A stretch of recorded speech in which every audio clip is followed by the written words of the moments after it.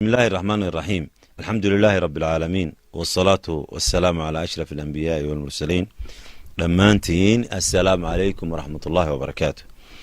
هدانو نهاي الله كالمه كوان وحنو هالكن كعدينينا إن أين سو قاعدي لعاقو ليهي عبدي تهليل ورسمه وكو حنوسانايا مقالة مقدشو وحنا سو قاعدي لعاقدن 8,000 oo dollar oo laga soo ururiyay jaaliyada Soomaalida ah ee dalka Holland.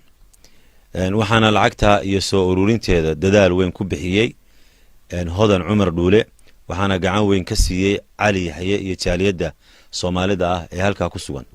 runtii markii aanu soo bandhignay Cabdi Tahliil iyo dhibtiisa iyo xanuunkiisa dad badan ayaa u kacay, horena lacag ayaa loogu soo diray.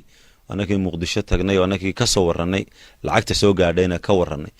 markana lacag kale ayaana soo gaadhay, lacagtaana waxaanu ku dari doonaa lacagihiisii hore. Cabdi Tahliil arrinkiisa iyo caafimaad u raadintiisa iyo maamulka lacagtiisa waxaa ka gudiya xildhibaanad Khadiija Maxamuud Diiri oo kamid ah xildhibaanada baarlamaanka Soomaaliya iyo aniga oo ah Cabdimaalik Sheekh Muuse Coldoon.